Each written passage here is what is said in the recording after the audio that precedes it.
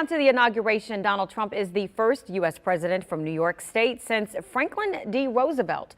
He is also the seventh president with ties to the Empire State, but Ohio and Virginia still lead the way with 8 presidents each. This morning, John Kosich from our sister station at WEWS in Cleveland shows us why Ohio's presidential history has a lot more to it.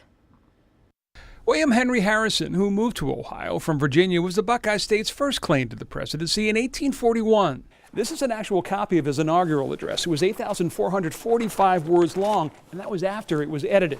Never would have made it on Twitter.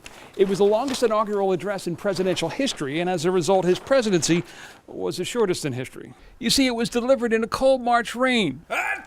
He got sick. A month of the day later, he died. He was the first U.S. president to die in office. Spoiler alert, over the next 82 years, Ohio would lay claim to 8 U.S. presidents. Half of them would die in office. Ulysses S. Grant was not one of them. He took the oath of office in 1869 as the 18th president. Presidents 19 and 20, also Ohioans. Rutherford B. Hayes lost the popular vote but won the electoral vote. Sounds familiar. Make America's 38 states great again, though, was not his slogan in 1876. He was followed by James Garfield, who we know by his Lakeview Cemetery memorial, also died in office, his demise coming at the hands of an assassin in 1881. Next up, Benjamin Harrison, grandson of William Henry.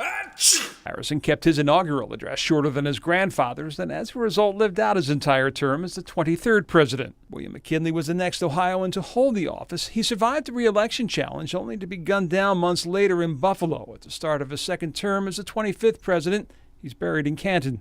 Snowed 10 inches a day, Ohioan William Taft was sworn in. Taft later becoming Chief Justice of the Supreme Court, so he's the only man to ever take and administer the presidential oath, which he did with Calvin Coolidge. And hard-living Warren Harding was the last Ohioan to call 1600 Pennsylvania Avenue home, but just like Harrison, Garfield, and McKinley before him, it would be his final home, dying of a heart attack in his third year in office.